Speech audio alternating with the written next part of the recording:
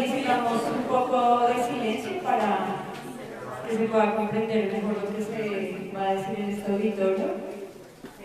Hacemos énfasis en la calidad de sonido que no es tan bueno, entonces solicitamos su colaboración. ¿Sin micrófono?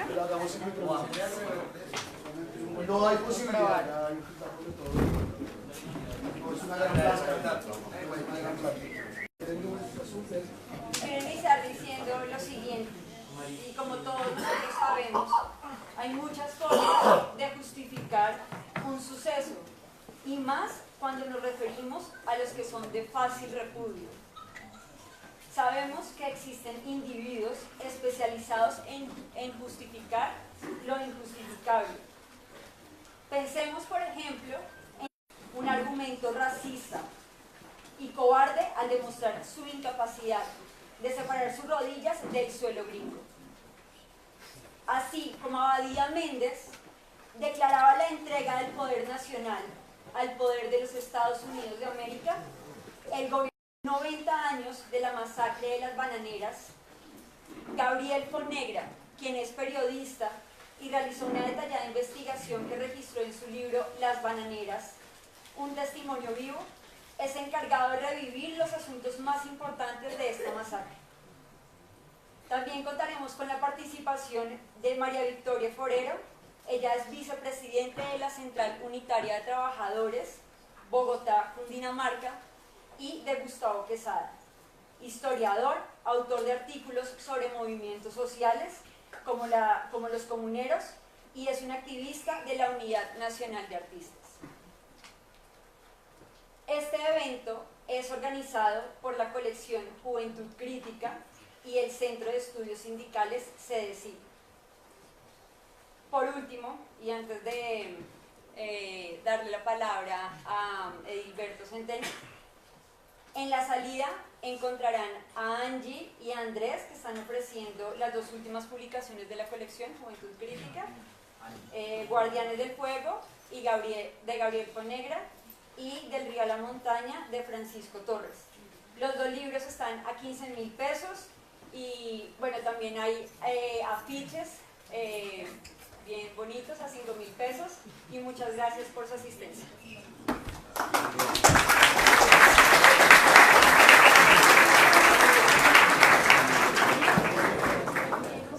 Bueno, compañeros, compañeras, pues es un gusto para las personas que hacemos parte de este sector de trabajadores del Centro de Estudios Sindicales y Políticos, también con la iniciativa de la colección Juventud Crítica, pues darles la bienvenida a este momento de conmemoración de una lucha heroica, una lucha antiimperialista que dieron trabajadores y que entregaron su vida por reivindicar una Colombia libre y soberana. Pero queremos empezar por un asunto, y es dar un gran aplauso por las personas que día a día entregan esto todo el tiempo, y por eso pues nos tomamos el momento para que le extendamos un aplauso a Manuel Sarmiento, a la bancada del Polo, que hoy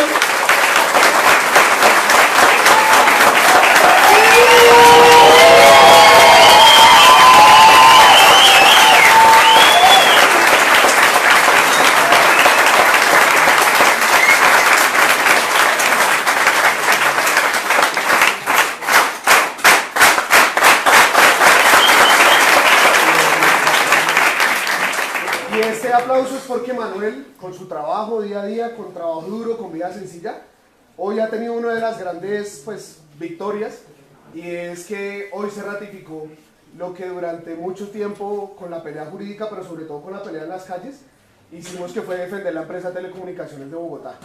Este es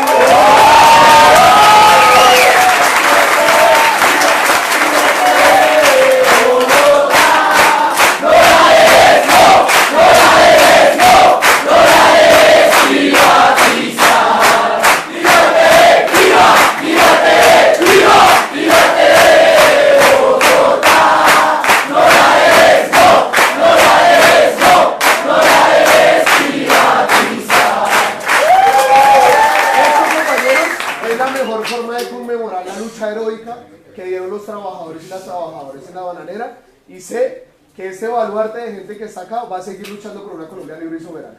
Bueno, con ustedes van a ver un par de saludos muy concretos. Primero le vamos a dar la palabra a María Victoria Forero, es nuestra directiva en la CUT Bogotá, Cundinamarca. Vicky, por favor.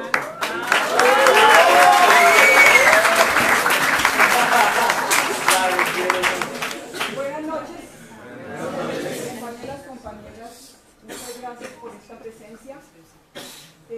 Nos alegra mucho la presencia de los jóvenes, futuros trabajadores, que estén interesándose por este tema para que logren cimentar en lo profundo de su ser lo que significa confrontar de manera permanente e histórica al enemigo de clase, a la burguesía y a la oligarquía y al imperialismo. Entonces, la presencia de los jóvenes también acá exalta el homenaje y la conmemoración a la lucha que dieron los trabajadores en su momento, los trabajadores bananeros defendiendo sus derechos y defendiendo la soberanía nacional. Y también decir que la lucha que dio Manuel Sarmiento junto con los trabajadores, orientados por él, los trabajadores de la ETB, es parte de estas luchas por la defensa de la soberanía y de los recursos públicos. Entonces, reiterarles el reconocimiento a Manuel y a todos ustedes por estar aquí presentes, interesados en ese tema tan importante, porque es el reto que tenemos como trabajadores y sobre todo ustedes como jóvenes. Entonces, bienvenidos.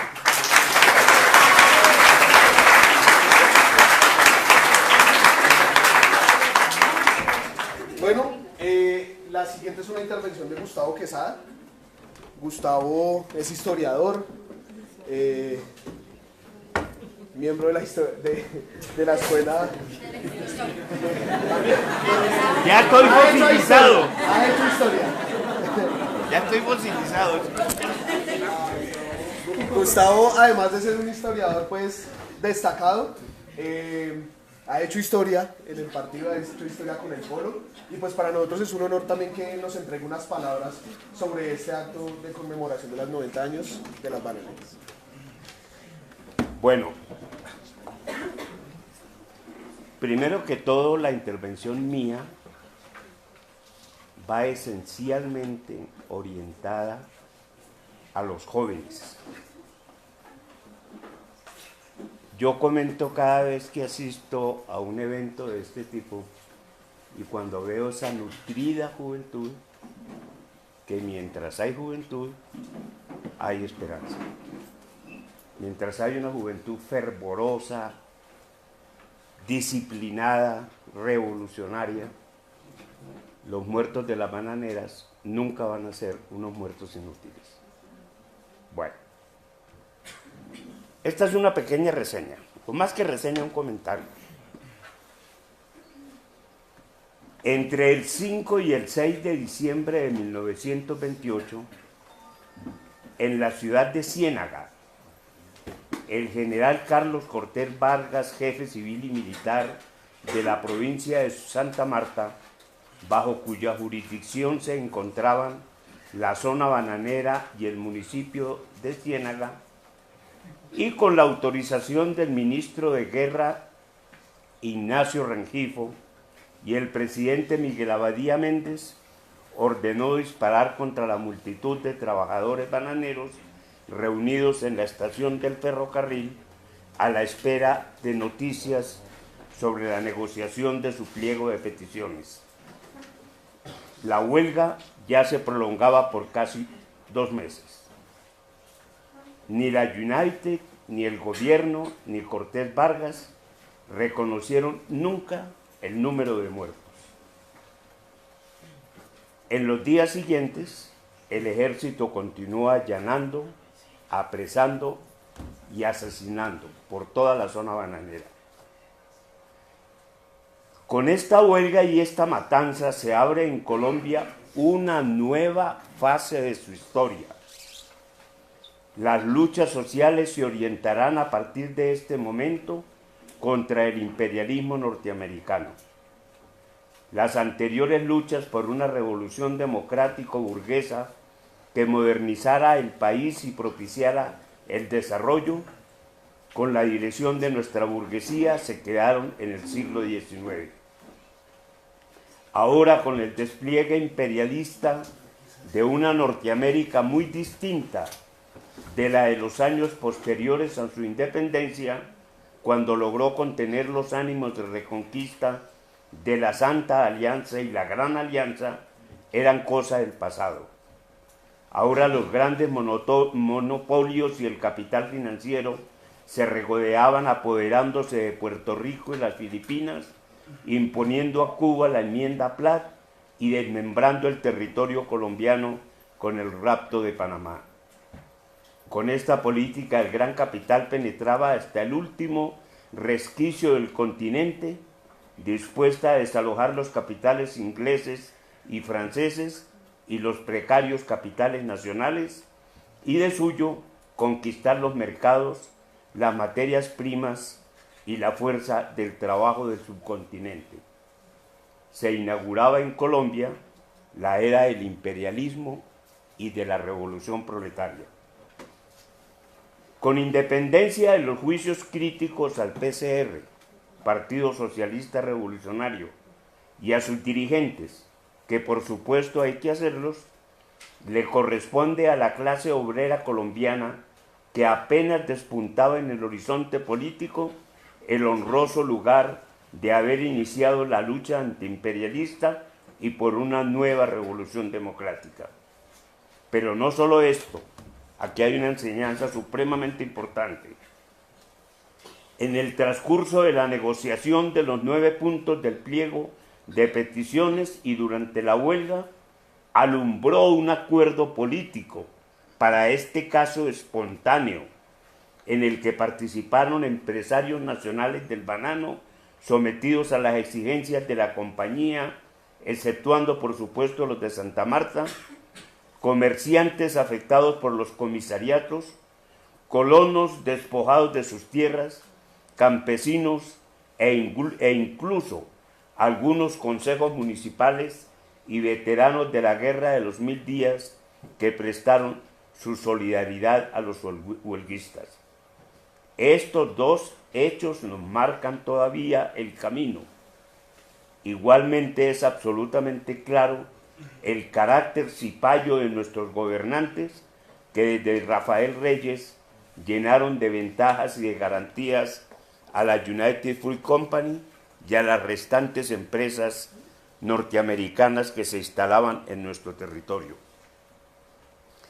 En el libro Las bananeras, del periodista e historiador Gabriel Fonnegra, editado en 1978, cuando se erigía el monumento en Ciénaga, y con varias reediciones, el autor desde las primeras páginas nos va guiando por el contexto, mostrándonos con lujo de detalles cómo fue el proceso de asentamiento de la United Fruit Company, el juego de las complicidades y corruptelas antinacionales que la rodearon y de las relaciones expoliadoras que estableció esta compañía en la zona. La United era dueña no solo de la mayor parte de las tierras cultivables, 51.000 hectáreas, sino además del ferrocarril de Santa Marta, del telégrafo, de la navegación marítima y fluvial, gran flota blanca, de los teléfonos, la producción de concreto, los canales de regadío y hasta de la fábrica de hielo, un verdadero enclave colonial. Este contexto, trabajado cuidadosamente por Gabriel Fonnegra, nos permite comprender que más que una simple huelga contra una empresa que negaba los más elementales derechos a sus trabajadores, lo que se dio fue una verdadera lucha nacional. Por otra parte, es muy significativo el método utilizado. El autor no solo parte de la bibliografía que circulaba por la fecha de la primera edición, sino que acude a las fuentes primarias, la prensa, las entrevistas con los lugareños y los trabajadores sobrevivientes, e incluso con sindicalistas de la ahora United Brand vivos para ese entonces. La investigación histórica, sin ninguna mistificación, demuestra taxativamente lo que venía diciendo la teoría.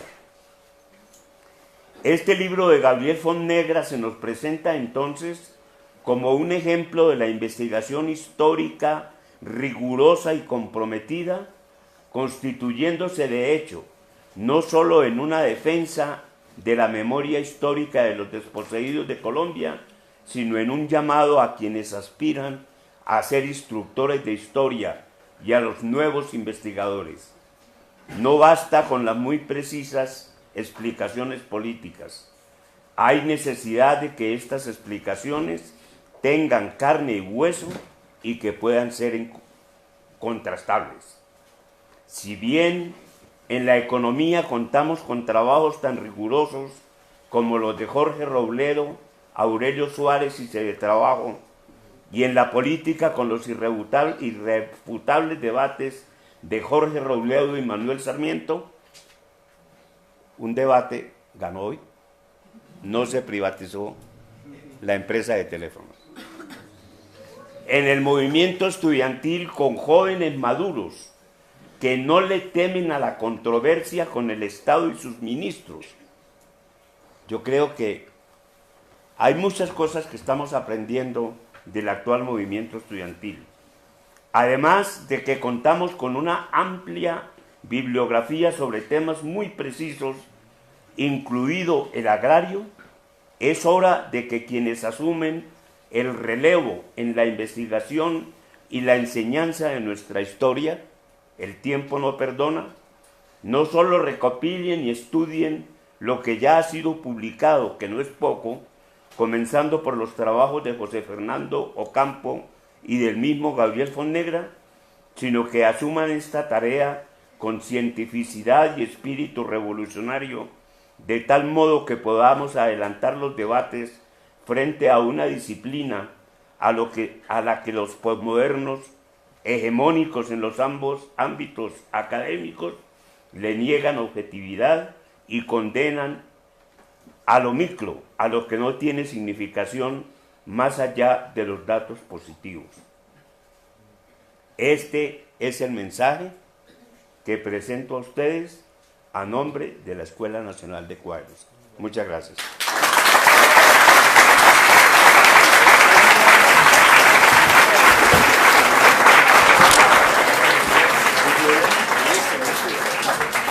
Bueno, con la venia de Gabriel Fonnegra, queremos tomar un momento para que Diógenes Orjuela, presidente de nuestra Central Unitaria de Trabajadores,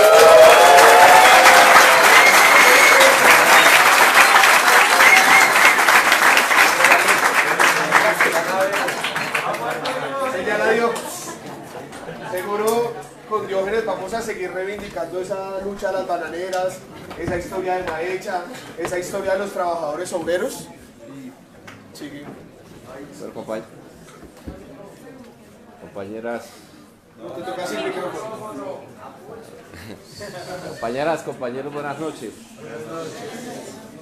Yo creo que ustedes son unos afortunados con lo que van a vivir esta noche en la presentación que va a hacer Gabriel sobre las bananeras.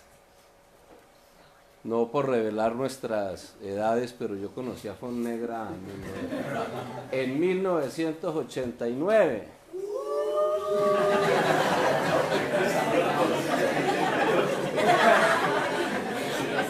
Ustedes estaban por allá donde uno está antes de que lo hagan.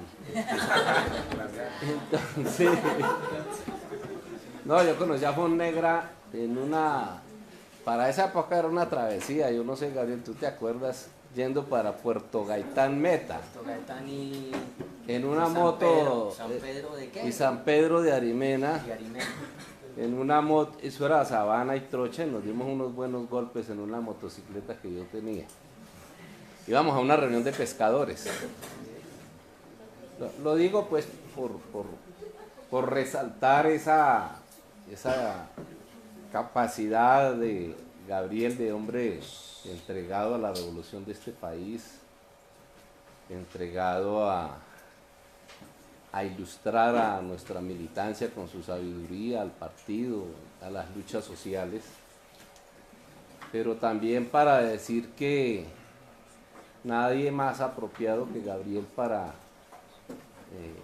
refrescarnos todo este tema de la masacre de las bananeras. Que guste o no nos guste, magistralmente es con lo que Gabriel García inicia sus 100 años de soledad, de la escena esa que se da.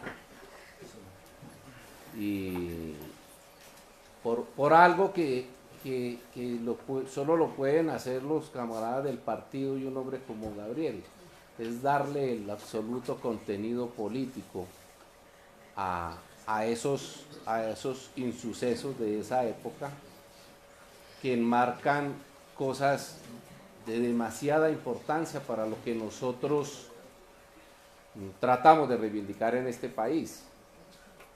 Es el tema del imperialismo, que está ahí. Es el tema del papel de las multinacionales en el sometimiento de este país, que está ahí perfectamente reflejada. El tema de algo que ustedes y nosotros, que todos ustedes, los estudiantes, los camaradas en general, los sindicalistas, vivimos reivindicando todos los días, el tema de la pérdida de la soberanía del país, que está perfectamente señalada, pero de una u otra manera también forma parte de la historia de las nacientes fuerzas revolucionarias y hombres que empezaron a sembrar la semilla de la lucha en este país contra el imperialismo, por la soberanía, contra las multinacionales. Eso para señalar que todo lo que estamos viviendo en estos días está desde hace tiempos, y que por eso lo que están ustedes, la mayoría muy jóvenes, en esta lucha, pues es igual a la que en 1989, estando nosotros un poco más jóvenes, también estamos en las mismas, y los camaradas de más atrás pues estaban en las mismas. Es la tarea que tenemos y la tarea que nos ha tocado enfrentar y que nos toca seguir enfrentando, y que en cada cosa que se va presentando en el país está reflejado el tema del imperialismo, el tema de la soberanía, el tema de la entrega del país. Por eso es tan importante que hoy se haya resuelto positivamente el tema de la no venta de la empresa de teléfonos. Y es un acto de soberanía la pelea de que no vendan a Ecopetrol, porque es que detrás de cada venta está el imperialismo, la superpotencia y las multinacionales listos a apoderarse de cada uno de los activos que tiene este país. Como el hombre de protagonista es Gabriel, pues yo no voy a hablar más. Y entonces, Gabriel, bienvenido, y vamos a escucharlo con muchísima satisfacción. Gracias.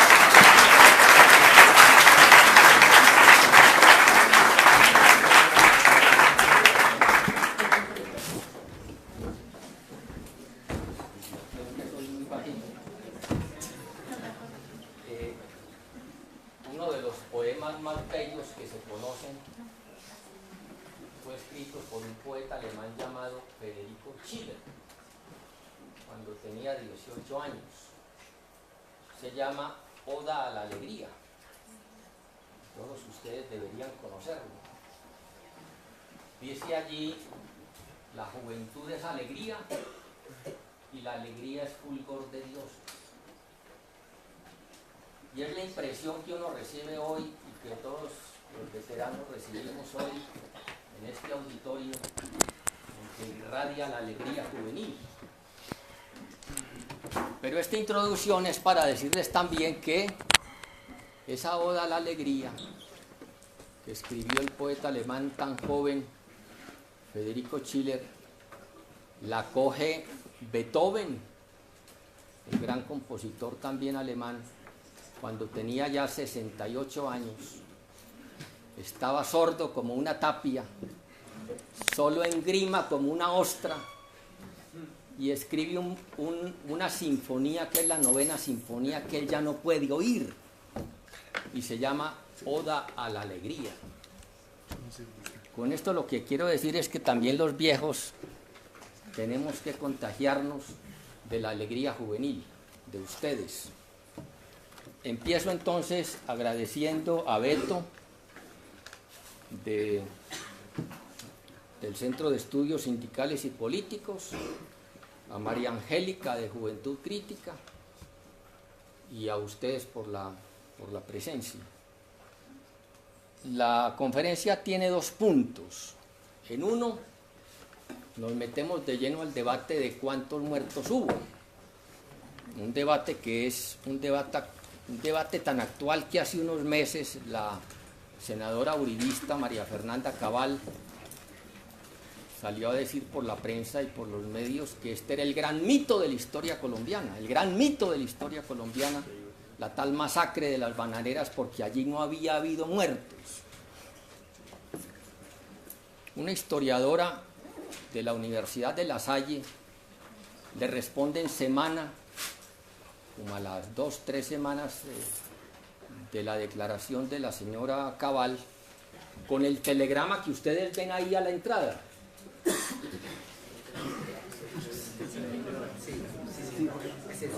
Que lo trae Felipe Arango en facsímil.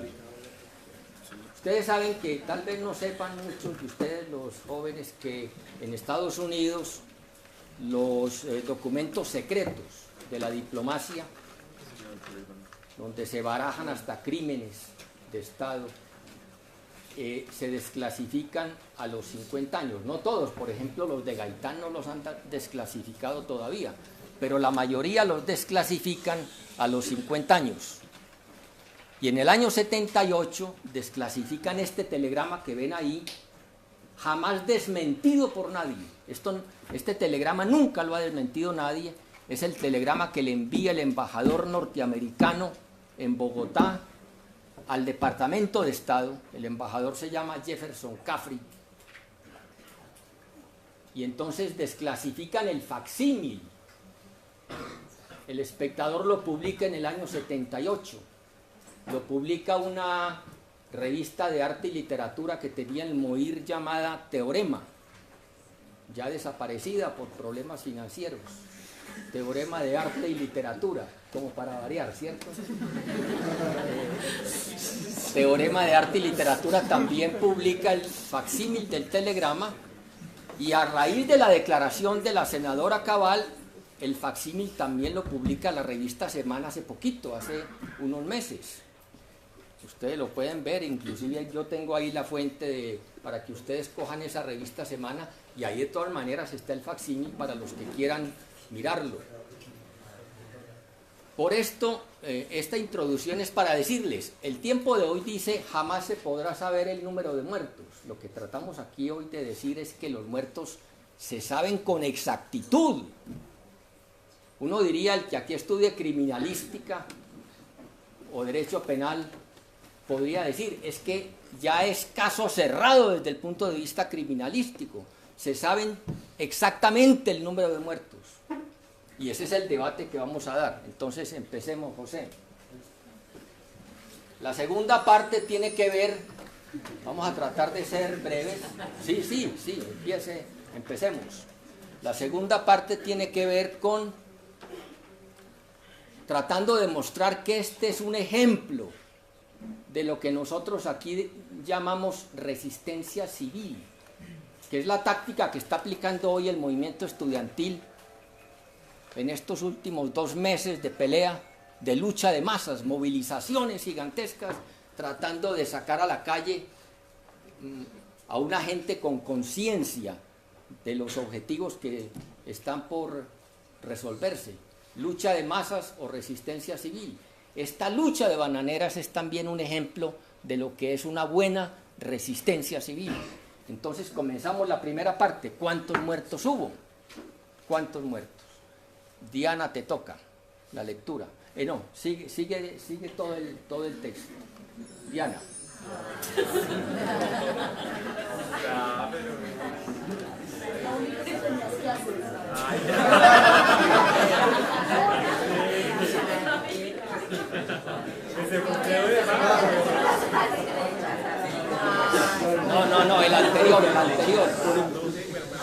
El anterior, José. El anterior. Ahora sí, Diana. 3000 en 100 años de soledad, 1967. Debían de ser como 3000, murmuró. ¿Qué? Los muertos, aclaró él. Debían ser todos los que estaban en la estación. La mujer lo midió con una mirada de lástima. Aquí no ha habido muertos, dijo. Desde los tiempos de tu tío, el coronel, no ha pasado nada en Macondo. En 3 cocinas donde se detuvo José Arcadio II, antes de llegar a la casa, le dijeron lo mismo. No hubo muertos. Quien haya leído 100 años de soledad se acuerda de este personaje, José Arcadio II, que es el líder de la huelga. El líder de la huelga de la que vamos a hablar ahora, de las bananeras. Va en un tren con 3000 muertos, él está debajo de unos cadáveres, logra salir, logra bajarse y en la primera estación se encuentra con una señora, una anciana, y le dice, fueron 3000, y la anciana le dice, no, aquí no ha habido muertos, que es la versión que siempre se ha mantenido en estos 90 años que llevamos y que hoy estamos conmemorando. Continuemos, José. ¿Por qué traemos a colación a García Márquez? Porque la historiografía, a los que estudian historia van a entender esto realmente como una especie de retroceso. La historiografía colombiana sobre las bananeras, Vladimir, ha experimentado un retroceso de 90 años.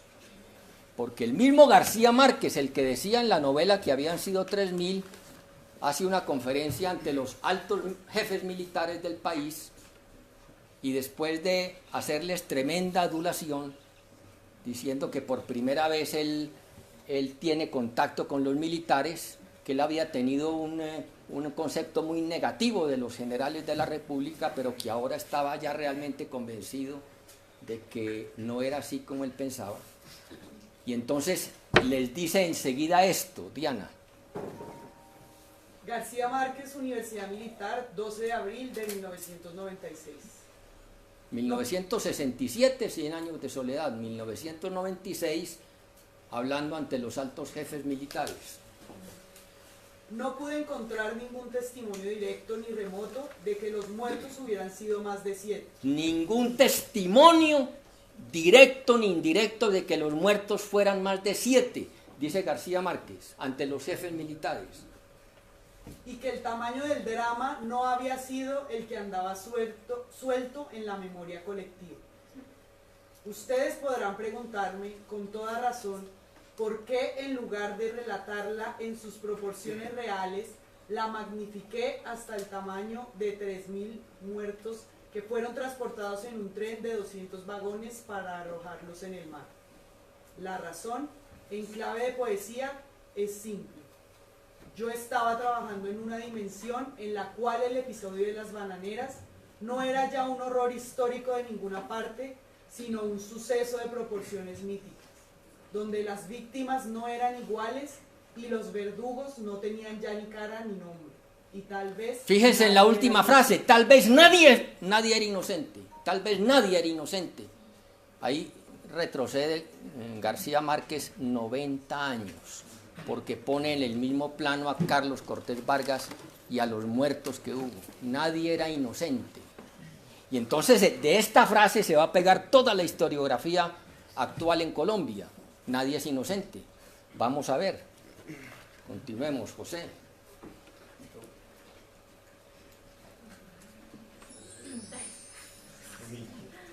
López Michelsen. Entonces, inmediatamente García Márquez dice, nadie es inocente, y ahí no hubo sino 7 muertos. López Michelsen, ni corto ni perezoso, el expresidente liberal, sale diciendo, realmente ese sí fue el gran mito, o ese sí es el gran mito de la historia colombiana, disque masacre. Diana. La masacre, según el expresidente López Michelsen. Llegó la hora del choque entre la empresa y los trabajadores y de allí surgió otra leyenda con ribetes políticos. La matanza de los trabajadores de las bananeras. En los relatos novelescos se hacen contar los muertos por centenares, víctimas de los fusilamientos oficiales. cuando parece que no llegaron a 50, quienes... Bueno, ya por lo menos López dice que son 50. Quienes por no atender un imprudente toque de queda cayeron bajo la metralla del general Cortés. Sigue con la cita que hay debajo, José. Una cita que hay debajo, esa. Y entonces, Perdón. Diana. El historiador costeño Eduardo Posada Carbó, del Observatorio del Caribe, llama a reescribir la historia de la masacre de las bananeras, sin héroes ni villanos. No hay nadie inocente. La historiografía retrocede 90 años, porque esta es una vaca sagrada, un gurú de la historiografía moderna en Colombia, Posada Carbó, columnista del Tiempo. Continuemos. José. Pero entonces García Márquez, además, también da una entrevista a un canal de televisión londinense en donde dice lo mismo. Él mandó investigar a expertos, historiadores, y no encontró que hubiera más de 7 muertos. Y entonces, ¿por qué no leyó el libro de Cortés Vargas? Cortés Vargas escribe un libro que se llama, ahí está, Los sucesos de las bananeras, en donde dice que los muertos fueron 38.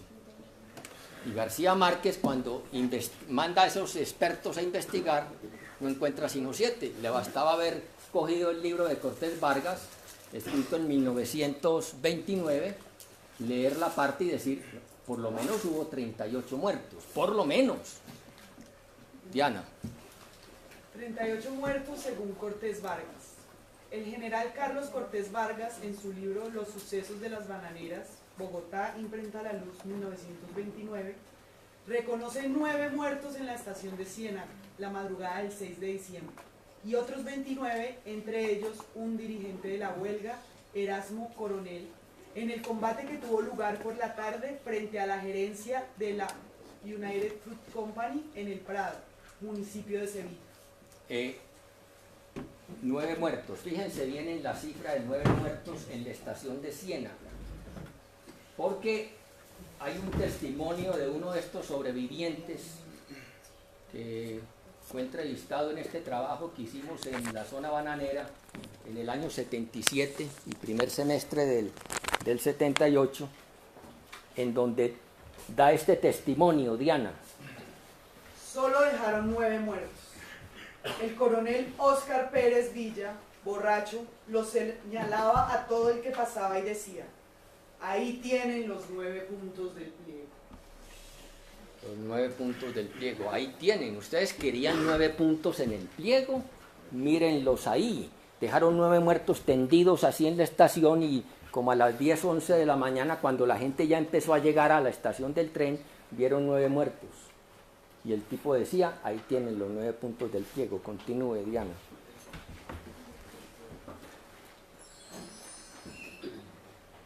La otra versión, la otra parte de la historia. El otro platillo de la balanza. Y entonces la cita que sigue, José. La prueba reina, el telegrama enviado al Departamento de Estado el 16 de enero de 1929 por el embajador de Estados Unidos en Bogotá, Jefferson Café, jamás desmentido. ¿Qué más prueba reina que quien confiesa el crimen? Yo cometo un asesinato, mato a fulano y voy a la fiscalía, bueno, a la fiscalía no porque me dan un vaso de agua y hasta ahí llego. Voy ante un juez, voy ante un juez y digo, yo maté a fulano, ¿qué más prueba quiere el juez? Prueba reina. El embajador gringo le manda al Departamento de Estado el día 16 de enero, o sea, un poco más de un mes después de la masacre, y le dice, ayer hablé con el gerente de la United Fruit, y me dijo, los muertos pasan de 1000. El gerente de la United Fruit. Este telegrama, repito, aparece en Semana, también en facsímil a raíz de la declaración de la señora Cabal, de que les hablé ahorita. Y entonces ahora sí leamos, Diana, el telegrama. Con referencias a informes previos en relación con la huelga de Santa Marta y con referencia especial a mi despacho número 55 de diciembre 29, tengo el honor de informar que el representante de la United Fruit en Bogotá me dijo ayer que el número de huelguistas muertos por las fuerzas militares colombianas pasa de 1000. Tengo el honor de ser, señor, su obediente servidor. Desclasificado en el 78, publicado en El Espectador y en la revista Teorema. Continuemos, José. Facsímil, discúlpeme. Facsímil del telegrama desclasificado en revista Semana, 29 de noviembre del 17, a raíz de la polémica con la señora Cabal. Ahora sí. Por eso, esta primera parte de la exposición trata de probar que, a diferencia de lo que dice el tiempo de que jamás podrá saberse el número de muertos se sabe con exactitud. Y vamos a ver otro testimonio. Gaitán visita la zona en enero de 1929. Recoge numerosos testimonios y en septiembre hace un debate al gobierno recogido en el libro La masacre. Que también se recomienda leer por parte de todos ustedes. Continuemos, otra cita abajo. No encuentra los restos, pero sí en el playón de Aguacoca, una extensión de tierra recientemente removida. Saca un cráneo y ve algunas astillas de hueso. En esto el testimonio oral en la investigación que hace Gaitán es clave. Gaitán llega a Ciénaga, infortunadamente la prensa hace un escándalo con la visita de los parlamentarios y entonces van a ver lo que ocurre. Llega Gaitán, reúne a los notables, a un grupo de notables conservadores, a un grupo de notables liberales, para que no digan que lo que va a hacer es sesgado, es parcializado. Bueno, entonces llega Gaitán a Ciénaga y gente de Ciénaga le dice: hombre, el ejército cavó 2 fosas comunes, una en un sitio llamado el Playón de Aguacoca. En esa época Ciénaga era todavía un pueblo pequeño rodeado de marismas, Playón de Aguacoca, y otro sitio llamado el Matadero de Capaburro. Y ahí cavaron fosas comunes. Entonces Gaitán va a ambos sitios y en ambos sitios, aquí tengo tu tinto todavía. En ambos sitios ve tierra removida, tierra recientemente removida en grande extensión. Empiezan a cavar y no encuentran sino un cráneo y pequeñas astillas. No encuentran restos. De ahí que no haya prueba física de muertos, a diferencia de Chile. Ustedes en internet buscan Santa María de Iquique, que fue otra masacre, tal vez la masacre laboral más cruda que ha habido en la historia de la humanidad, porque fueron ahí sí por lo menos 3.000 muertos. El general Silva Renard dispara contra una multitud de huelguistas reunida en el patio de la escuela Santa María en Iquique, que es un puerto al norte de Chile, y pasa lo mismo, entierran los restos en el vasto desierto de Atacama, uno de los desiertos más secos del mundo. Y pasa el tiempo y en el año 2007, a los 100 años de la matanza, se están conmemorando los 100 años de la matanza de Iquique en Chile, se nombra una comisión interdisciplinaria con arqueólogos, médicos, en fin, esa gente pues experta en ruinas antiguas, en fin. Y también en testimonios orales los llevan a un sitio donde se cree que hay fosas comunes. Empiezan a cavar, este es un equipo numeroso de interdisciplinario en una extensión bastante grande, y encuentran por fin una fosa. Encuentran por fin la fosa. Obviamente huesos calcificados, ropa pues obviamente completamente desintegrada, y logran individualizar 800 y pico restos. O sea, allí de esa masacre si hay por lo menos una fosa que dice que mínimo hubo 800 y pico muertos. Aquí no. Aquí llega Gaitán a estos sitios y lo que encuentra es una extensión de tierra removida. Gaitán tumba al gobierno conservador, lo que llaman lo que se llama la hegemonía conservadora, que llevaba 35 años. ¿Cómo? Claro. La hegemonía conservadora, que no admitían en el Congreso de la República ni un solo liberal. Todas las elecciones las ganaba unánimemente el Partido Conservador. Y entonces este debate de Gaitán tumba al gobierno conservador y le da el sello político a Gaitán, que es un sello antiimperialista. Su primera aparición en público es una batalla contra el imperialismo. Por eso lo matan. Diana. El suelo colombiano fue teñido de sangre para complacer las arcas ambiciosas del oro americano. Gobierno colombiano tiene la rodilla temblorosa en tierra para el oro yanqui y la metralla homicida para el pueblo. La rodilla temblorosa para el oro yanqui y la metralla homicida para el pueblo. Continuamos. Entonces, hay un ingeniero gringo llamado Theodore E. Nichols.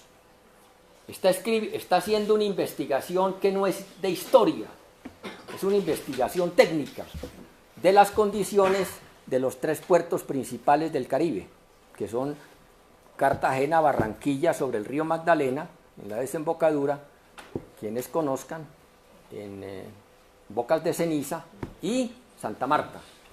Repito, el ingeniero llega a investigar las condiciones técnicas, nada de historia, no está haciendo una investigación histórica. Y en el año 1900, el 1 de agosto de 1955, dentro de esta investigación técnica, se reúne con John J. McClintock, vicepresidente mundial de la United Fruit en Boston, o sea, una vaca sagrada de la United Fruit. Después este señor McClintock va a ser presidente del Banco Mundial. O sea, es una verdadera vaca sagrada. Y están investigando las condiciones técnicas, pero incidentalmente en el curso de la conversación privada, el tipo le dice, Nichols le dice de pronto al vicepresidente mundial, hombre, y eso que dicen por ahí de que hubo una matanza por allá en Ciénaga, en Colombia. Y el vicepresidente mundial de la United Fruit le dice, sí, hubo 410 muertos en Ciénaga la noche del 6 de diciembre, la madrugada del 6 de diciembre.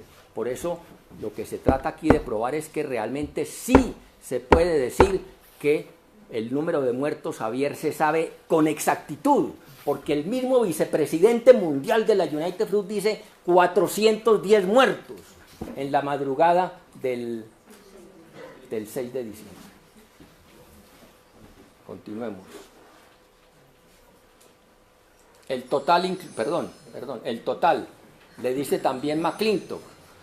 Le dice McClintock, 10 muertos, 410 muertos en la madrugada del 6 de diciembre, que es lo que estamos conmemorando aquí.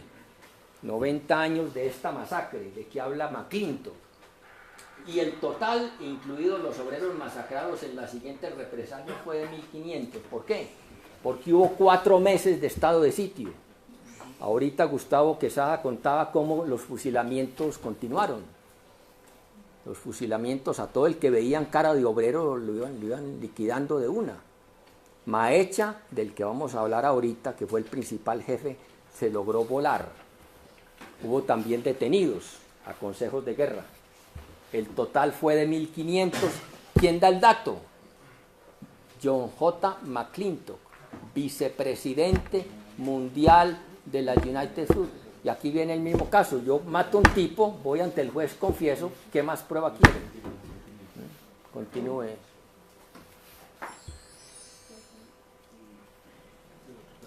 Teorema, allá hablamos de Teorema, que también publicó el facsímil, con otra cita debajo. Diana, la segunda cita. El destrozo producido por las balas de fusil es realmente aterrador. Vi rieles en la estación de Ciénaga y pilares metálicos literalmente atravesados por las balas.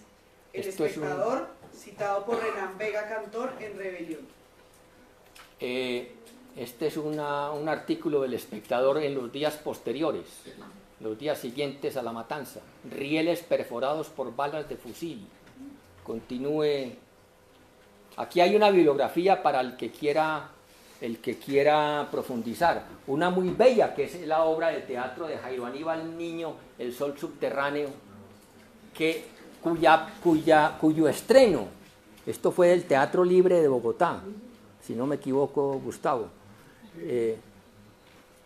lo estrenaron en el sitio donde se decía que había ocurrido la masacre, porque ya la estación de Ciénaga, la masacre ocurrió frente a la estación del tren, pero en ese momento ya pues obviamente esto es del año 1970 y pico, esta obra de teatro de Jairo Aníbal Niño con el Teatro Libre de Bogotá, ya ahí no había estación, y entonces la estrenan, no había estación sino una escuela, y la estrenan, van a Ciénaga y le estrenan la obra exactamente ahí en esa escuela. Carlos Pallares es un cienaguero que ha escrito varios libros sobre el tema, y también se recomienda Carlos Arango, Sobrevivientes de las Bananeras, e Ignacio Torres Giraldo, Los Inconformes. Continuamos, José. Bueno, entremos ahora al estudio de la huelga en sí, hablando del marco histórico. Todo, hasta ahí.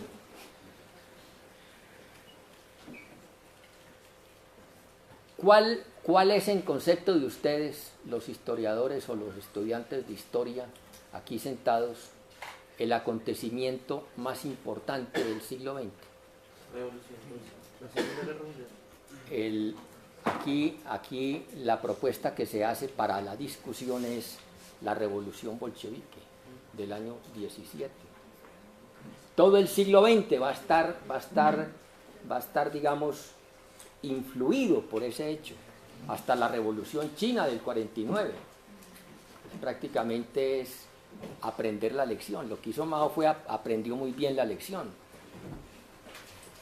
La revolución bolchevique tuvo en Colombia una repercusión tremenda, tanto del lado de la izquierda como del lado de la derecha. Del lado de la izquierda porque se funda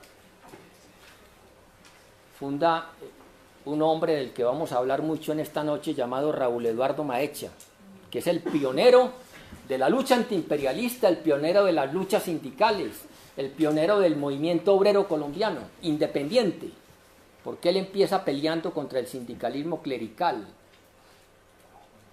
Y ya en el año 1920 logra vincularse a las huelgas ferroviarias en La Dorada. En el año 1923 funda Unión Sindical Obrera, que todavía existe, el Sindicato Petrolero de Barranca Bermeja. Funda los primeros periódicos obreros, uno muy importante que todavía existe en Barranca, como una tradición de Maecha llamado Vanguardia Obrera. Era un hombre no muy culto, dicen los que lo conocieron, no muy culto, pero con una gran facilidad de palabra y sobre todo con un acopio, un acervo, un tesoro de anécdotas populares y de refranes que hacía su intervención ante la gente, generalmente gente analfabeta, muy rica, muy variada, muy hasta amena o hasta graciosa, un hombre de muy buen sentido del humor.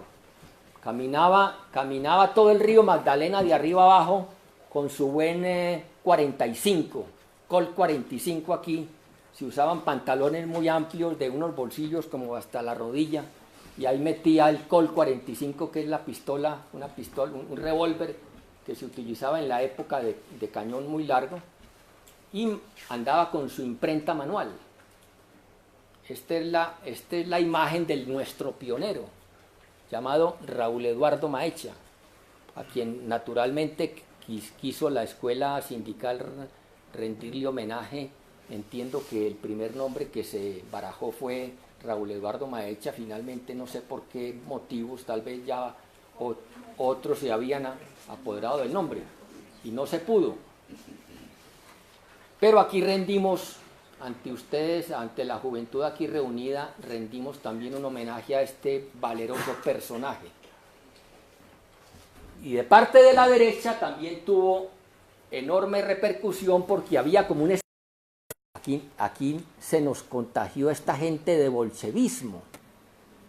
Y entonces en el mismo año de la huelga de las bananeras, el ministro de guerra del que hablaba ahorita Gustavo Quesada, llamado Ignacio Rengifo, un hombre supremamente reaccionario, hace aprobar en el Congreso la ley heroica, la llamaron así, ley 69 de octubre de 1928, una ley supremamente represiva contra las huelgas, contra cualquier manifestación de propaganda subversiva. Y ese clima de reacción antibolchevique va a influir mucho en la forma como el gobierno va a tratar una huelga que es una huelga simplemente gremial. ¿Cómo es posible que un sindicato presente un simple pliego de 9 puntos, y ahorita vamos a ver de qué trataba el pliego? No tenía realmente ningún punto así fuera de lo que uno pudiera decir es que son subversivos y quieren es tomarse el poder. Estos tipos de pronto están armados todos y vienen es por el poder. No, es un pliego que pedía seguro social, pedía campamentos, pedía creo que ahorita miramos bien, pero si la memoria no me falla, un aumento de 1 peso en uno de los puntos. Pero es tal el clima antibolchevique, el clima anticomunista, que eso hace que un simple pliego de peticiones, una simple huelga gremial, termine siendo masacrada por el ejército. El otro hecho clave están apareciendo ya en los gobiernos nazis y fascistas. Ya está Mussolini en el poder en Italia, ya está Salazar en el poder en Portugal, y el peor en Alemania está ya empezando a subir. ¿Cómo se define el nazismo y el fascismo, o el nazifascismo, que es un fenómeno común? Tiene que haber dos ingredientes para que la burguesía financiera imperialista recurra al fascismo como la última solución. Y las dos condiciones son, primero, una crisis imperialista. Estamos en el año 28, la crisis imperialista estalla en el 29. O sea, estamos en el preludio de una de las grandes depresiones del imperialismo, de una de las grandes crisis. Y la otra condición para que la burguesía financiera diga tenemos que recurrir al fascismo como última solución es el auge del movimiento obrero. En Europa, en los países avanzados de Europa, el movimiento obrero está realmente regado. En Alemania el partido comunista en las elecciones saca 5 millones, 6 millones de votos, 8 millones de votos, 10 millones de votos. Auge del movimiento obrero, más crisis imperialista, fascismo como solución.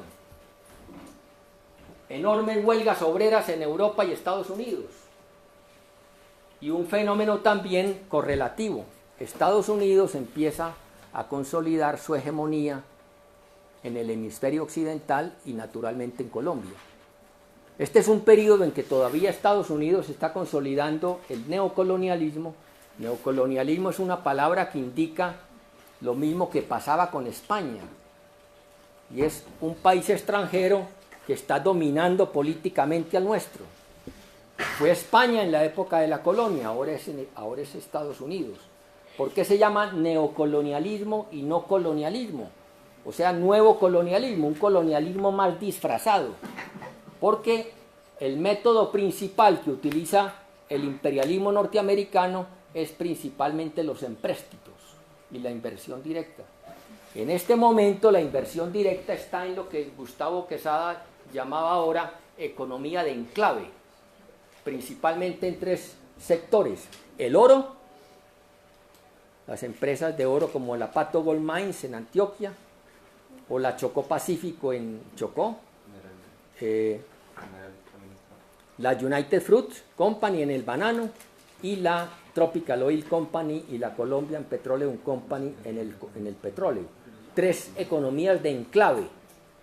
Es la forma como en este momento Estados Unidos está imponiendo su bandera en Colombia. Continuamos, José. Este es el marco internacional. Vamos ahora al marco nacional. El compañero hablaba ahora de la hegemonía conservadora. Llevaba 34 años el Partido Conservador en el poder. Resulta que Maecha y María Cano, se me había olvidado hablar de la otra principal líder llamada María Cano. En esa época, Diógenes, los sindicatos se reunían, sobre todo en Medellín, donde ya había un cierto movimiento sindical, sobre todo en textiles, y hacían como una especie de reinado de belleza, pero no a la más bonita ni a la que supiera pues en vestido de baño hacer la pasarela, sino que le daban el premio, digamos, a la mujer más combativa, a la líder más prestigiosa, a la más activa, y le daban un premio que se llamaba la Flor del Trabajo. Y resulta que a María Cano la eligieron la Flor del Trabajo en Medellín. La Flor del Trabajo. Ella es una de las dos, al lado de Maecha, es la principal líder de introducción. PSR. No olviden esos dos nombres, porque son nuestros pioneros, los que cavaron el cimiento de esto que hoy tenemos. Raúl Eduardo Maecha y María Cano, la Flor del Trabajo. También María Cano está presente en la huelga de las bananeras. Bueno. Resulta que el PSR libra dos batallas antiimperialistas muy importantes con multitudes. Ustedes pueden chequear en la historia de ese momento y ven que el PSR era un partido fuerte políticamente. Concentraba multitudes en las plazas, sobre todo con dos campañas. Una primera, la invasión gringa a Nicaragua. Y aquí resuena un nombre bellísimo, al que los historiadores revolucionarios han bautizado como general de hombres libres. General de hombres libres, llamado Augusto César Sandino, correcto, Augusto César Sandino, general de hombres libres, por la batalla que libró contra la invasión norteamericana. Y que el Partido Socialista Revolucionario en Colombia aprovecha para mover inmensas multitudes en respaldo a Sandino. Y el otro es cuando van a condenar a muerte a dos dirigentes obreros en Estados Unidos llamados Sacco y Vanzetti. De estos se han hecho varias películas, porque resulta que resultaron inocentes. Qué cosa tan tremenda. Los mataron en el año 28, por la época pues de la masacre, meses antes. El PSR hace una campaña para pedir la libertad de ellos, que no los maten. Y como 30 o 40 años después, la justicia gringa dice, no, eran inocentes. Pasó lo de Galileo Galilei, ¿se acuerdan? Lo condenan y después la Iglesia Católica, el Vaticano, perdonen señores, nos equivocamos. La ley 69, ley heroica, ya hablamos de ella, continúe José.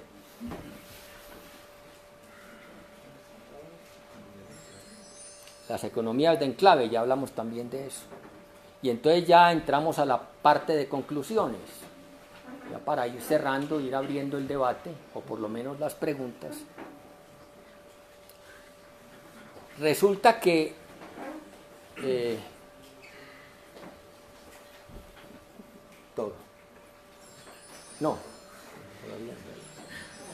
no le damos todavía. Antes de entrar a esto hay que hacer una aclaración.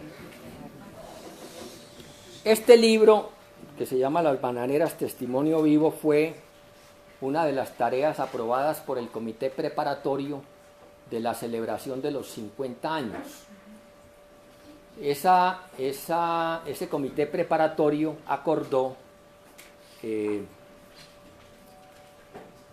cogerle la caña a un escultor colombiano supremamente importante llamado Rodrigo Arenas Betancourt. Para información de ustedes, los estudiantes, Arenas Betancourt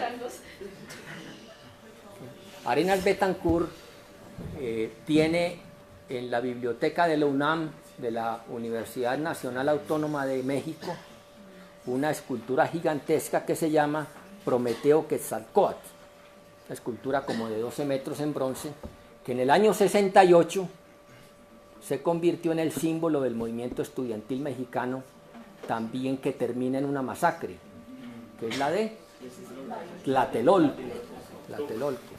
Y este Prometeo Quetzalcóatl de Arenas Betancourt, él trabaja mucho, mucha parte de su época, de sus obras están en México, se convierte en el símbolo del movimiento estudiantil.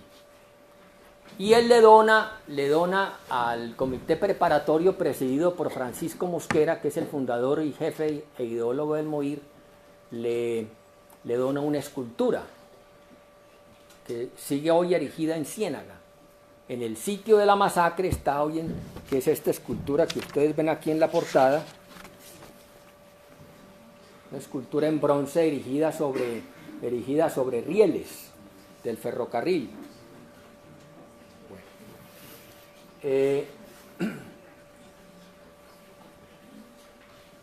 Bueno, y hay pues toda una serie de... participa el Teatro Libre, participa el Pequeño Teatro de Medellín en una serie de jornadas preparatorias del gran acto al que asisten unas 10.000 personas. Muchos de ustedes, los más veteranos, estuvieron allá. El MOIR y sus aliados movilizan a todo el país, a todas las organizaciones sociales en el país, y logran llenar la plaza de Ciénaga, y el discurso inaugural lo pronuncia Carlos Arias, un sobreviviente de la época, ya un hombre de 80 años, pues, que es el que da el discurso inaugural. Carlos Arias, que fue también secretario del regional del Partido Comunista en el Magdalena, un hombre muy combativo. Este librito también hacía parte de las tareas. Cuando salió el libro en el año 80, en Tercer Mundo Editores, Mosquera me llama un día y me dice: hombre, usted tiene un desenfoque porque pone como aspecto principal de Maecha lo negativo. Y en realidad de Maecha tiene que poner de principal es el aspecto positivo, porque estamos en momentos en que apenas se están cavando los cimientos del movimiento obrero, de los primeros partidos políticos, y uno no puede juzgar a la gente pues que está apenas abriendo brecha con el mismo criterio que uno juzgaría hoy a alguien por ejemplo como a Robledo o a Aurelio, a nuestros grandes dirigentes hoy en día. Porque resulta que yo le cargo la mano a Maecha por una declaración que da, que es justamente lo que vamos a entrar ahora a mirar. El aspecto principal de Maecha es el que vimos ahorita. Es el hombre, es el que realmente hace posible que existiera en la época un partido de izquierda llamado PSR, el que hace posible que existiera el movimiento sindical, el dirigente de la huelga, de 2 huelgas en Barrancabermeja, la primera en el 24, estuvo preso 1 año y medio después de esta huelga del 24, y la otra en el 27. En ambas hubo masacre también, 7 muertos, 8 muertos en cada una. En la segunda huelga estuvo en Tunja 6 meses preso. Y hay una foto muy bonita, bueno, muy bonita no, muy explicativa, en que está Maecha junto con otros 3 dirigentes sindicales en la prisión, pero no sentados, sino en el cepo. ¿Saben lo que es un cepo? Un cepo era una especie de tortura que se utilizaba en la época, y es que durante el día les ponían los pies en una especie de ¿qué? ¿Cómo se llama eso? Un cajón de madera. Metían los pies ahí, cerraban con candado y tenían que estar con los pies metidos ahí todo el día, o por lo menos buena parte de las horas del día. El cepo. Y hay una foto con Maecha tendido en el suelo con los pies en el cepo, y otros 3 sindicales, dirigentes sindicales, mirando hacia la cámara así medio sonriendo, como quien dice, hasta en el cepo me río ante la cámara. Bueno. Y entonces decíamos que era, hombre, usted le cargó demasiado la mano al aspecto negativo de Maecha, porque resulta que en el Comintern es la internacional comunista que existía en esa época, que era una reunión de todos los partidos comunistas del mundo, todavía muy incipientes todos, y se reunieron en Montevideo a finales del año 1929. Allí Maecha presenta la huelga como si hubiera sido una insurrección militar. Uno se pone a ver lo que realmente sucede. Ahorita vamos a ver unos testimonios del hecho. Uno coge la masacre fue el 6 de diciembre. Coja usted lo que pasa el 5 de diciembre, o sea, la víspera, a ver si los obreros estaban armados de fusiles o siquiera de revólveres, o tenían la intención de tomarse el poder o de asaltar al gobierno. Miremos eso para saber realmente si lo que tenían en mente era una insurrección o era una simple huelga que se había concentrado en Ciénaga para presionar una negociación con el gobernador que venía a mediar.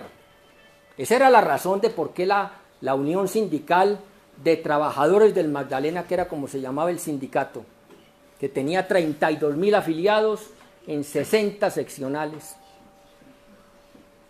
había convocado a todo el mundo a Ciénaga para presionar la negociación del día siguiente con el gobernador. Ahí no había realmente ningún propósito insurreccional. Una insurrección, ¿saben qué es?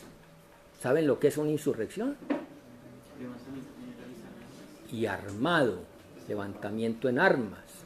Vamos a ver testimonios incluso de Cortés Vargas en donde queda claro que los obreros no estaban armados en ningún momento, únicamente con su machete, que llaman allá la chambelona. Chambelona es un machete de un mango supremamente alargado. Bueno, fue una insurrección, tal como la presentó Maecha ante la Comintern en Montevideo, o un simple movimiento gremial. Objetivos manifiestos. Se proponía la huelga, la toma del poder o la negociación de un pliego de 9 puntos. Y lo que vamos a mostrar es que, al contrario, antes de ser una insurrección, la huelga fue un ejemplo o una actividad ejemplar de lo que nosotros llamamos ahora resistencia civil. Es decir, lucha de masas, movilización pacífica además. Pacífica, pues teniendo en cuenta que ellos sufren las provocaciones del ejército, que el ejército, la oficialidad le ordena a los soldados actuar de esquiroles. Es decir, ahora son los soldados los que van a ir a recoger el banano con la chambelona. Y entonces cuando los trenes van a salir de las fincas de la United Fruit con destino al embarque en Ciénaga o en Santa Marta, es obvio que los trabajadores en masa se paran en la carrilera, muchos se tienden en la vía y páseme por encima si es berraco. No, eso fue una verdadera lucha de masas. O por ejemplo cuando los individuos, los capataces, tratan también de imponer esquirolaje, se enfrentan a ellos, se enfrentan con palos, pero es porque están sufriendo la provocación. Miramos 4 aspectos de la táctica: nivel de organización, incluido la unidad de mando, la unidad de la dirección, una dirección unificada en manos del PSR, del que ya hemos hablado, dirigida por Maecha y dirigida por María Cano. Totalmente unificada la dirección. Nivel de organización, 32.000 trabajadores, 60 seccionales, una organización casi castrense en cuanto a la disciplina, tanto que se da la orden. Vienen los delegados de la junta directiva del sindicato, vienen de Ciénaga en la medianoche del 11 de noviembre, cuando empieza la huelga, 11 de noviembre. Y esta es la disciplina, y está el nivel de organización, que el 12 al mediodía está toda la zona paralizada. ¿En cuántas horas? En 10 horas, teniendo en cuenta que tienen que caminar.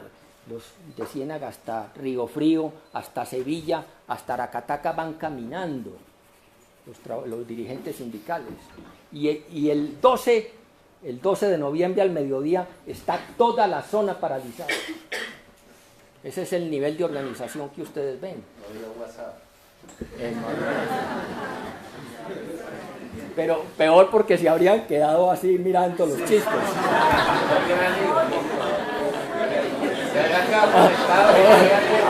Ahí sí había fracasado la huelga.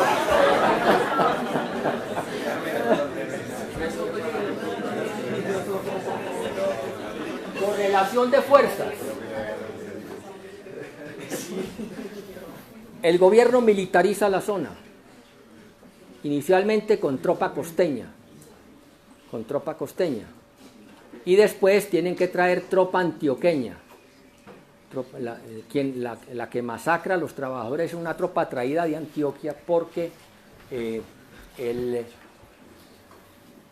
mando del ejército en Bogotá se hace una reflexión muy sensata, y es que si usted manda oficialidad costeña, suboficialidad costeña y tropa costeña, muchos de ellos son hermanos de los huelguistas, son primos de los huelguistas, son hijos de los huelguistas, papás de los huelguistas, y se friega todo. Traen una tropa que no tiene nada que ver. Bueno. Y a pesar de que la zona está militarizada, en ningún momento los huelguistas pierden la iniciativa. Mantienen una correlación de fuerzas favorable incluso hasta el último momento. Obvio. Están desarmados en un ambiente de fiesta. Ellos llegan a Ciénaga el 5, vamos a ver citas. En un ambiente, lo que hay ahí es una fiesta, cocinas comunales, bandas de música por allá, por aquí unos guitarristas cantando. Llega la noche, se reúnen en grupo, la gente está trasnochando, todo el mundo ahí reunido. Cuando llega de Bogotá el decreto de estado de sitio. Hay 5.000 trabajadores frente a la estación, en plan de fiesta, en cocinas comunales. Y la orden es: no se admite reuniones de más de 3 personas. Y allí donde usted vea reuniones de más de 3 personas, tiene orden de disparar. Al otro día, después de la masacre, ustedes se imaginan cómo es la reacción de los huelguistas sobrevivientes. Están desarmados. Esto tiene que quedar claro. Tiene que quedar claro. En el polo, una de las grandes preocupaciones de Robledo en el polo y del ideario de unidad es la total diferenciación de nuestros métodos de lucha con la lucha armada. Eso ustedes lo saben muy bien, los que hayan leído el ideario de unidad. Entonces debe quedar claro también aquí, las formas principales de lucha no eran la lucha armada, ni mucho menos. Eran la típica lucha de masas, la típica resistencia civil que llamamos nosotros. Continuamos. Entonces, pero entonces, al otro día, o sea, el día 6 de diciembre, cuando ya ha transcurrido la matanza, los sobrevivientes van en masa por la carrilera, en Río Frío, que es la primera estación, asaltan el puesto de policía. Hay unos 12 fusiles Gras de la guerra de los 1000 días. Se los roban y con esos fusiles siguen el rumbo de la carrilera, hacen lo mismo en la siguiente estación, vuelven y atacan el puesto de policía y se arman con unos 20, 30 fusiles, pero no porque realmente tuvieran la intención de tomarse el poder, sino como reacción natural, reacción ante la ya ante la rabia absoluta, una reacción ya rabiosa, descontrolada, y libran un combate con el ejército ante la gerencia de la United Fruit Company, en donde mueren 29 huelguistas y solamente un militar. O sea, un combate completamente desigual. Pero repito, no es porque ellos hayan optado por la lucha armada, sino ya es la reacción desesperada ante la masacre. Continuamos, José. Bueno, aquí. ¿Qué ocurrió en Ciénaga la víspera, el 5 de diciembre? Ahora sí, Diana.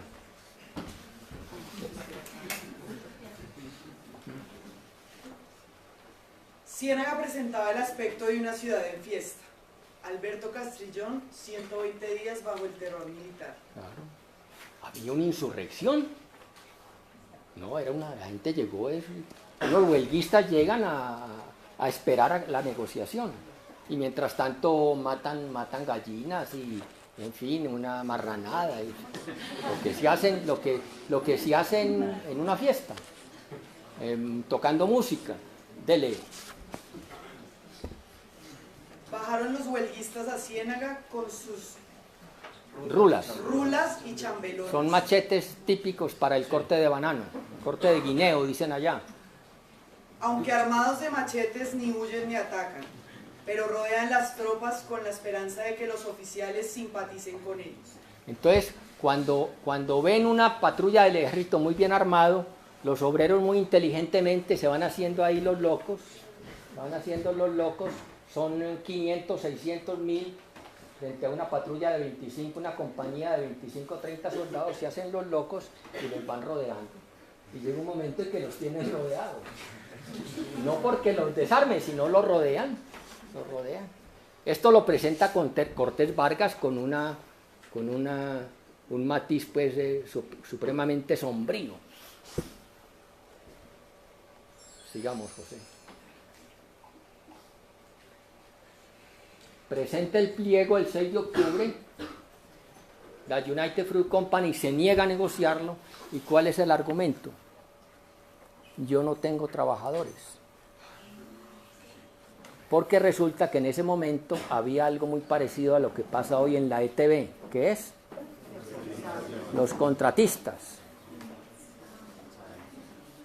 Los trabajadores en su gran mayoría dependen de intermediarios, lo que se llama hoy la tercerización. Entonces la United Fruit Company le presentan el pliego y dice, ¿y es que yo tengo trabajadores? Aquí hay gente trabajadora mía cogiendo guineo para yo exportar. ¿Cuándo? Yo no tengo trabajadores. Entonces se niega a discutir el pliego. De pronto, por mediación de un inspector del trabajo, del ministerio, en fin, aceptan por ahí reunirse y de pronto considerar algún punto. ¿Cuáles son los 9 puntos del pliego? Diana.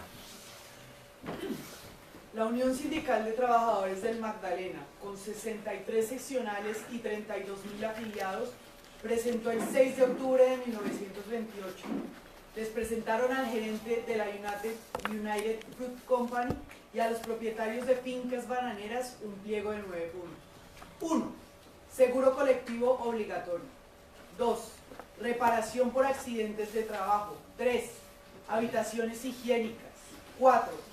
Aumento salarial del 50% para los operarios que ganen menos de 100 pesos al mes. 5. Cesación de los comisariatos. 6. Cesación de préstamos por medio de vales. 7. Pago por semanas y no por quincenas. 8. Eliminación del sistema de contratistas e inclusión en la nómina de todos los trabajadores. 9. Hospitales. Habría un 10, toma del poder, pero ese no está ahí. que aclaremos esto de los comisariatos y de los vales. Resulta que la United Fruit Company tenía que era una de los monopolios más importantes del momento, tanto que en la época de Eisenhower, muchos años después, llegó a controlar los principales ministerios.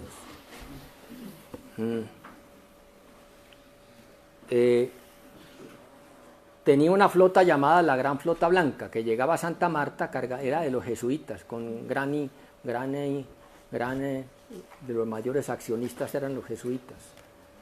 Cargaba guineo en Santa Marta, llegaba a Nueva Orleans, descargaba y regresaba con mercancía para sus almacenes llamados comisariatos. Resulta que a los obreros les pagaban con vales.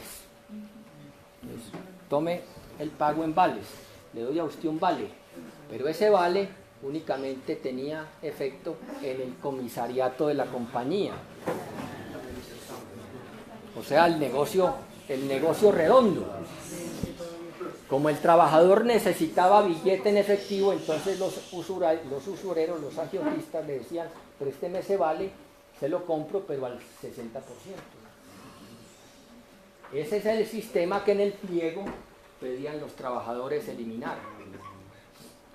Esto hizo, como dice Gustavo en la introducción, que los comerciantes de la zona se solidarizaran con la huelga. ¿Por qué? Porque ya permitían la circulación de billete en los supermercados y tiendas de los comerciantes, y no únicamente en el comisariato. Los comerciantes fueron claves en el apoyo a los huelguistas. Aquí lo que se arma, Gustavo muy acertadamente lo hace notar, lo que se arma es un verdadero frente único, hasta los curas de la zona bananera, hasta los alcaldes, los comerciantes, ni se diga, incluso los pequeños propietarios de fincas bananeras, también oprimidos por la United Fruits, y eso lo sabe aprovechar el movimiento obrero bananero. No tienen pues el escrúpulo de que como son ricos, que es otro escrúpulo que nos sacan ahorita nos sacaron en el debate pasado, la alianza que nos queríamos era aliarnos con los riquitos. Como son ricos, entonces nada que ver con ellos. No, los sindicatos bananeros saben que tienen que recoger el máximo de apoyo, incluso los propietarios de fincas bananeras. Los cogen y los arrastran a este sector, a dar apoyo a la huelga. Un verdadero frente único, señala Gustavo Quesada ahora en la introducción. Continuamos.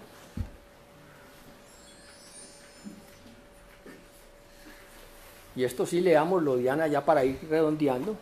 Vamos a leer un poema empezamos hablando de un poema llamado Oda a la Alegría. ¿De quién? De Chile. Vamos a terminar leyendo un poema de Pablo Neruda. ¿Por qué se agravó el conflicto? La United Fruit Company se niega a negociar, oponiéndose incluso a la mediación del inspector de trabajo, el alcalde de Ciénaga y el gobernador. El gobierno militariza la zona y pone a los soldados a actuar como esquiroles. La multitud impide moverse a los trenes. Cortés Vargas impone el estado de sitio, declara a los huelguistas cuadrilla de malhechores y ordena... Dígame usted, cuadrilla de malhechores. Y queda prohibida una reunión de más de 3 personas. José. Listo. Entonces el poema dice así, del canto general, también se recomienda leer a Neruda Canto General, que es bellísimo. Por estos muertos, nuestros muertos, pido castigo. Para los que de sangre salpicaron la patria, pido castigo. Para el verdugo que mandó esta muerte, pido castigo. Para el traidor que ascendió sobre el crimen, pido castigo. Para el que dictó la orden de agonía, pido castigo. Para los que defendieron este crimen, pido castigo. Con esto terminamos.